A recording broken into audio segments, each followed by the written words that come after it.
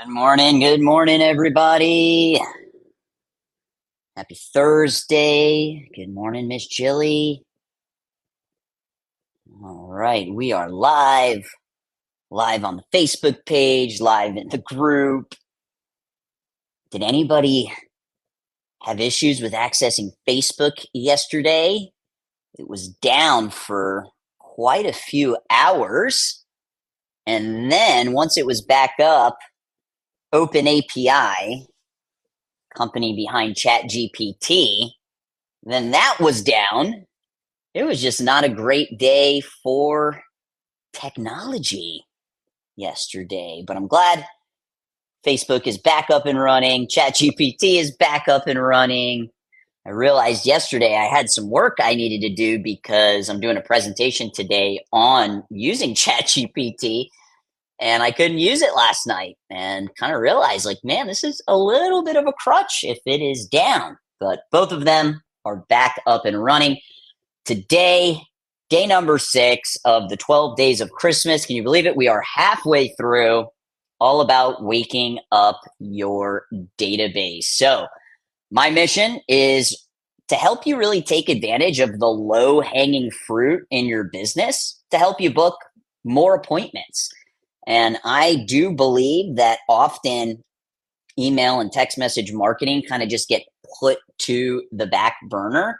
And for many schools that have a decently sized contact list inside of their CRM, you're not leveraging the power of it. So we're going to talk about some ways that you can do that. And because it is the end of the year, this is kind of like some really good timing to start considering implementing some of these things. Good morning, Miss Pickett. Nice to see you here.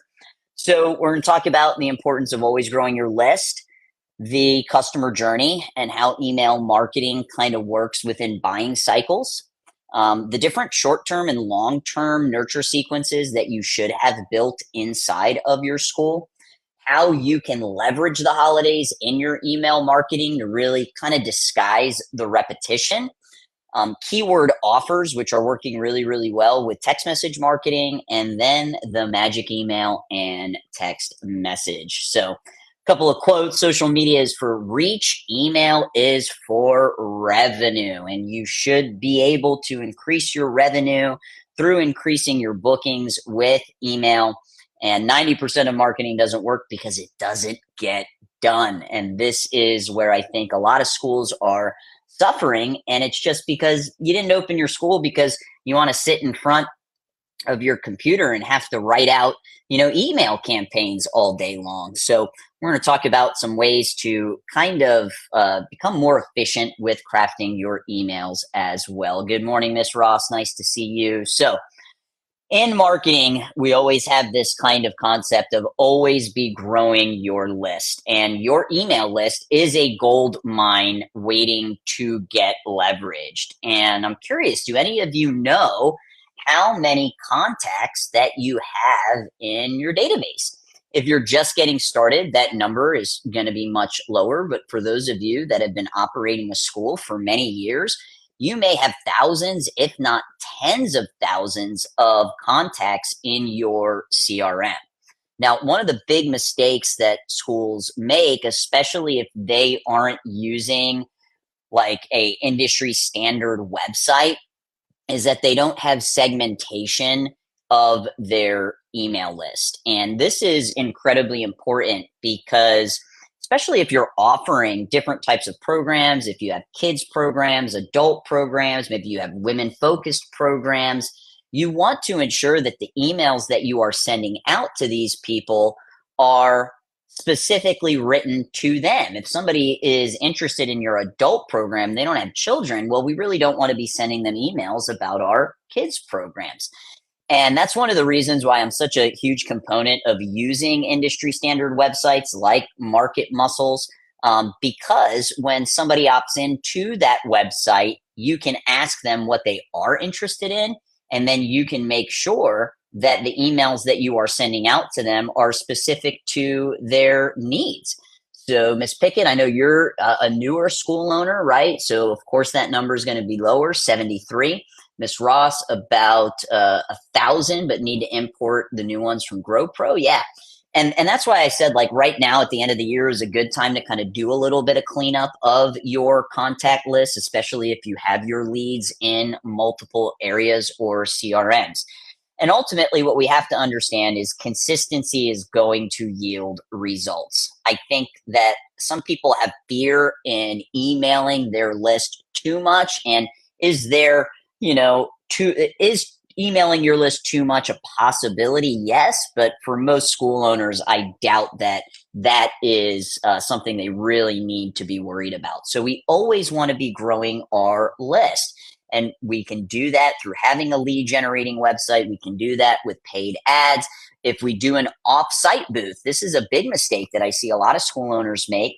On their off-site booth, they'll have a kind of pen and paper system of collecting contact information, but then they don't take those leads and put them in their CRM and tag them appropriately. So your CRM should have the ability to tag each one of those contacts so you can segment them appropriately. So if you are doing things like offsite booths or collecting information, like coloring sheets is another one, right? And we talked a little bit about coloring sheets on the Academy Intensive yesterday. We want to make sure that that data ultimately gets back into your CRM. And absolutely, Miss Ross, they can always unsubscribe if they don't, like what they hear. And, if you do get unsubscribes, don't freak out. I mean, that is just a part of digital marketing. So what we also have to understand is that our customers go through a journey.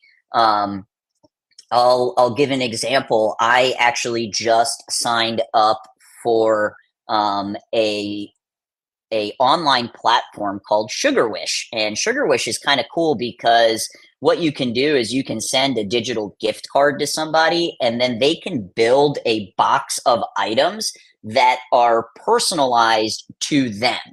And they can choose like cookies or candies or candles or spa items, and they can actually build that box. And this is something that is just kind of top of mind because it's the end of the year, sending out some gifts to people. And because of that, because of the time of the year that I'm opting in, like I am a today buyer. I want to get these gifts out before the holidays. But there are people that opt in that might wait months or even years to eventually purchase from a company. And we have to understand that there are buying cycles that occur, and that there are people that are going to opt into your website, that'll opt into your ads, that they are ready right now. Then there are people that aren't ready right now, but they're future buyers. And the importance of email marketing and text message marketing is what it does is it gets you in the prospect's mental Rolodex. We want to be the one that they think of when they are ready.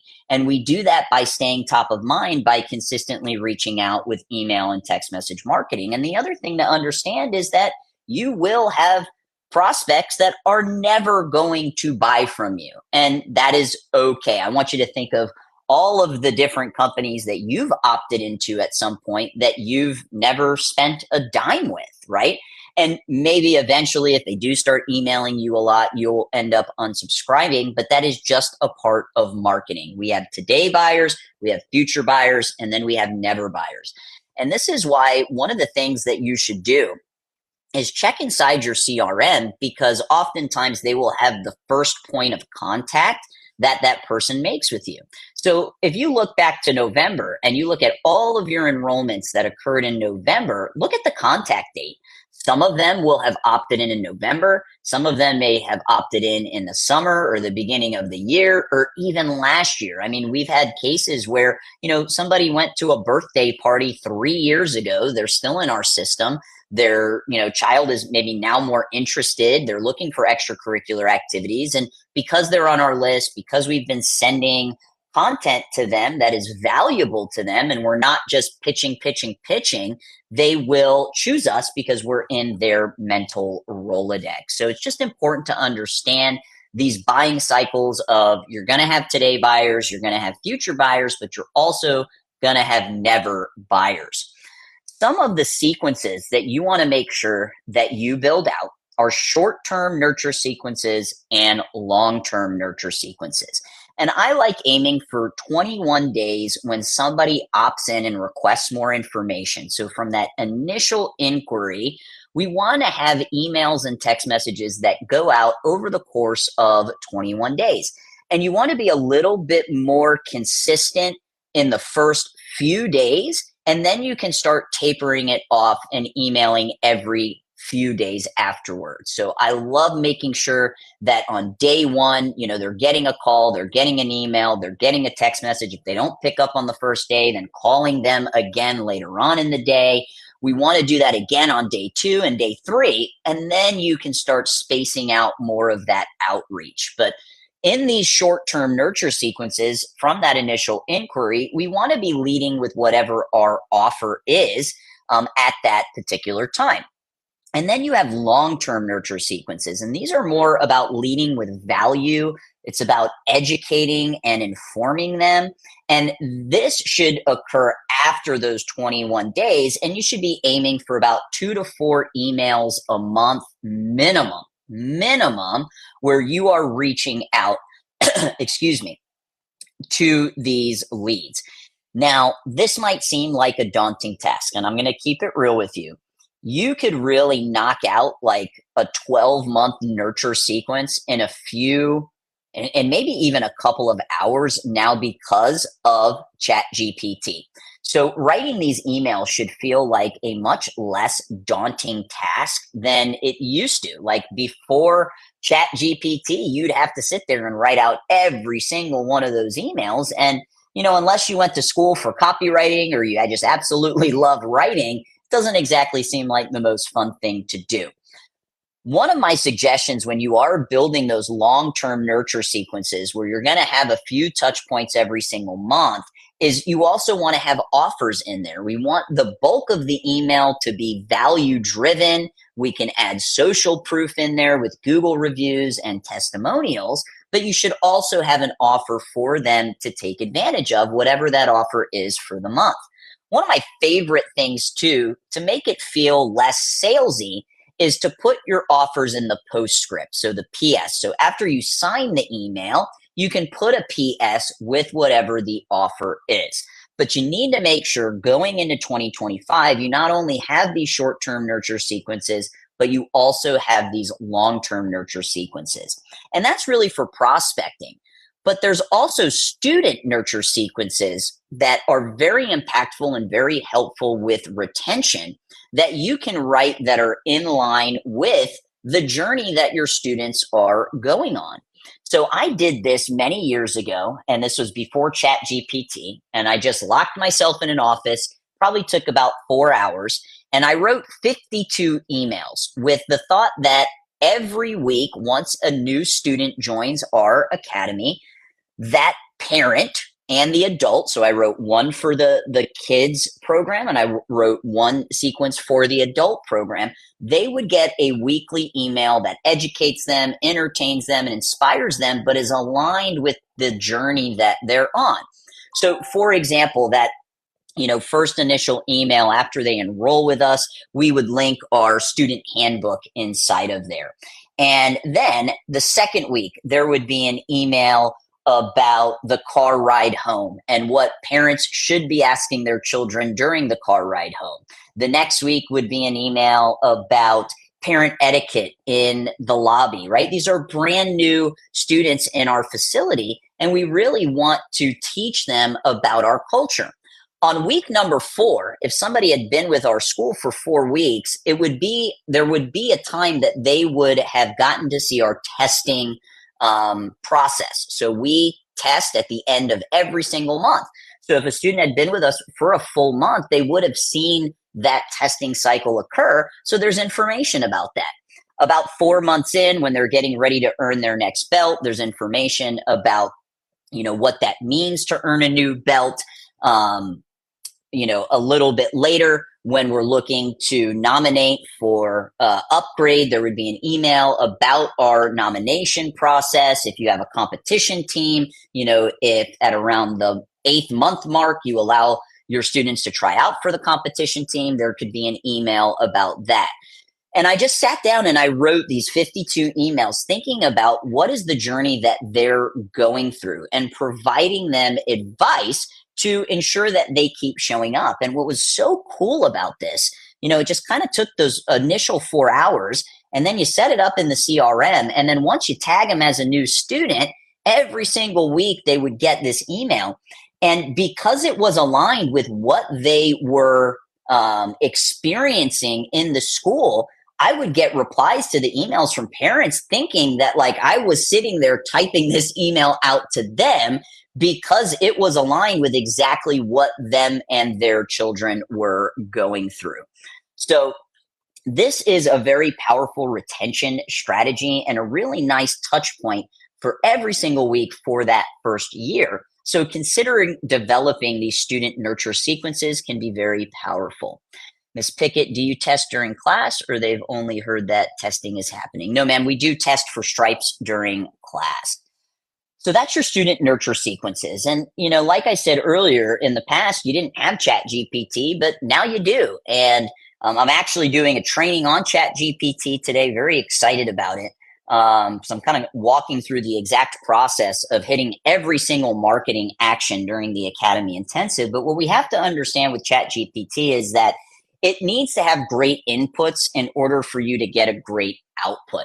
And you can have Chat GPT help you with the four main components of the email, which are the subject lines. The subject line will really ultimately determine your open rates. And you really want to aim for a minimum of a 20% open rate. If you have a 20% open rate, that is phenomenal.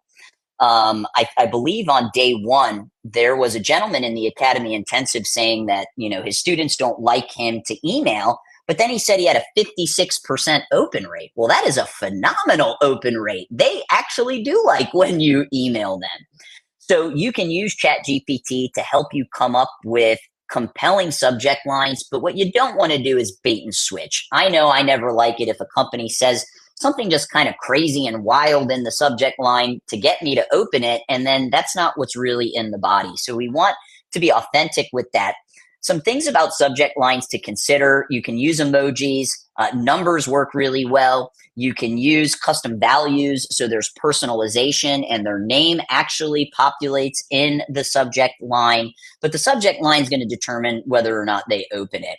And then you have the body of the email, and we do want to have a call to action, and you could put that call to action in the body of the email. You can also put it in the postscript. But instead of just sitting down and having to stare at a blank screen, you can now leverage ChatGPT and give it a great input so that you get a great output.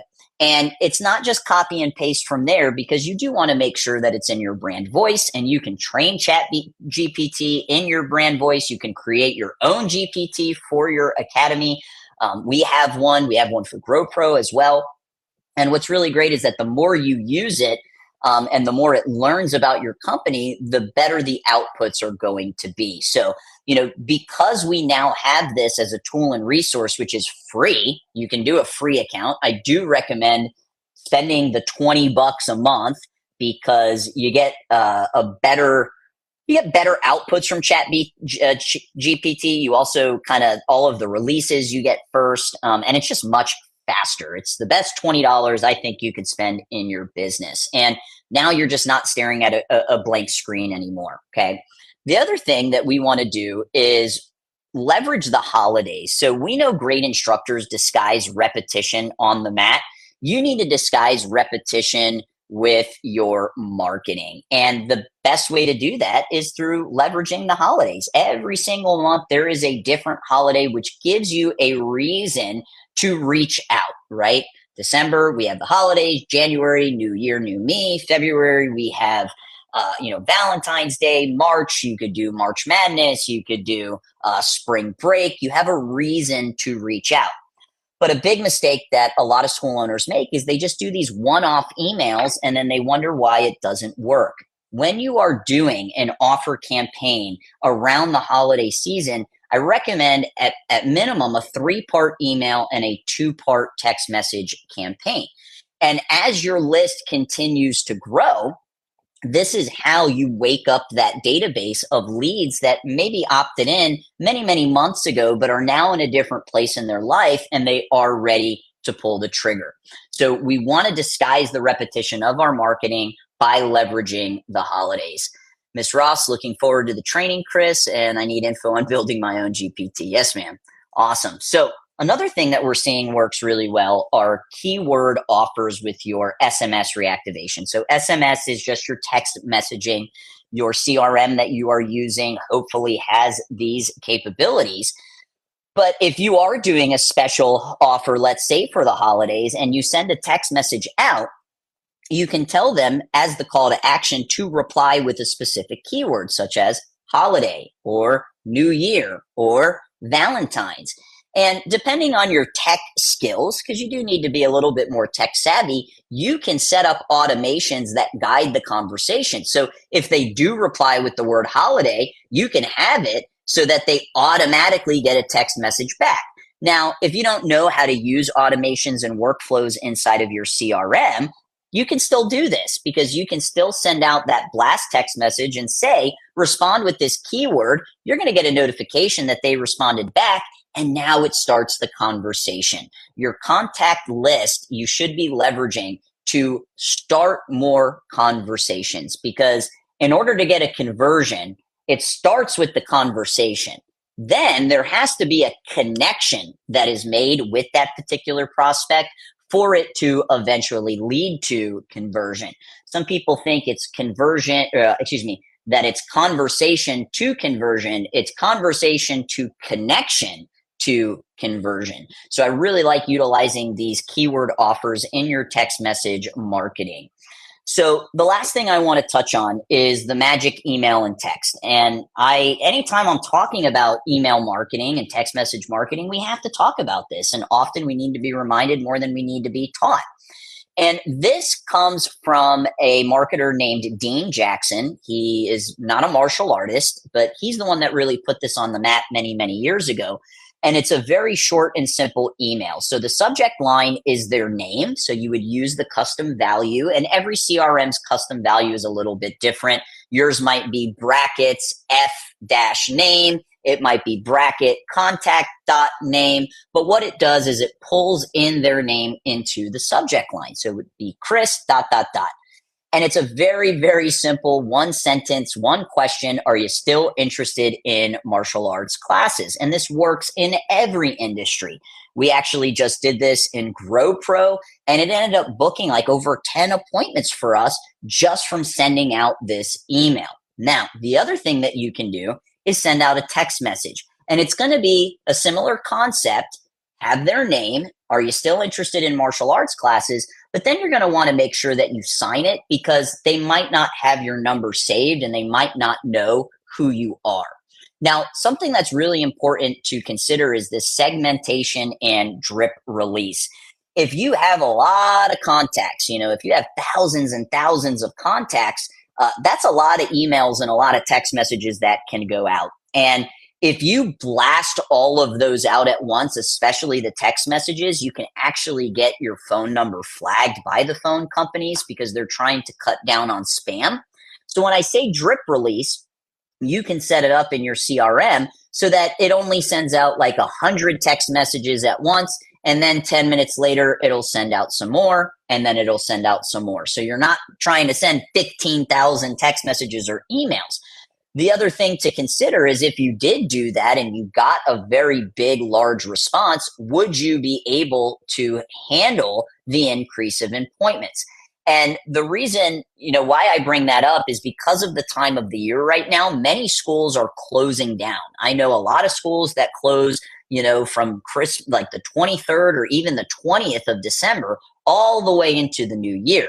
So you don't want to send this out if you don't have appointment calendar availability until January, because we know when we book appointments, we really want that appointment booked same day, the next day, or 2 days would be kind of like the furthest you want to go out. Because if you're booking appointments 3 weeks from now, there's just a much higher chance that they aren't going to show up. So with your action step today, I want you to set up and schedule the magic email and text, but consider your close dates for the holidays because it might make more sense to do this the first week of January as opposed to doing it now. But what's cool is you can get this set up and you can schedule it so that it won't get sent until you are back from the holiday break. So really important. This action step is something I 100% want you to do, but you need to consider. Now, if you're not closed during the holidays at all, maybe you're hardcore and you only close on Christmas Day, you could send it. But I do think that waiting until the new year, you're going to get a bigger response from people, because for many people, they kind of shut down during the holidays and they push kind of all of those health goals or new activities into the new year. So my special giveaway for you is a database reactivation campaign. It's a 3-part email, 2-part text message. I'll drop the link in the comments after the video is finished, but this is something that you can use. You're going to need to go in and edit it in terms of whatever your offer is. If you want to book a call with them, if you want to try to get them in for an appointment. But there is a 3-part email, 2-part text message reactivation campaign. So this can be used, but what I would do is use it separately from the magic email. Okay, so I wanted to kind of give you 2 options here. Definitely do the magic email in January, and then maybe consider in February doing this database reactivation campaign. And again, it's a guideline. You're going to need to go in and edit it to make sure that it's aligned with the offer that you have and your brand voice, but it's a great place to start. Okay. So like I said earlier, I do believe that there is a lot of what I would call low hanging fruit in your database. And we want to make sure that they're only going out to prospects, because maybe some of those 73 are current students, which goes back to that importance of segmenting and knowing what every contact is and using tags in your CRM. So I just believe now with the technology that we have, there's absolutely no reason why you shouldn't be sending out database reactivation campaigns on a monthly basis and then utilizing the holidays to disguise repetition. Okay? That is it for our training today. Short and sweet. Hope everybody has a great day, and I make it a great day, guys. Bye-bye.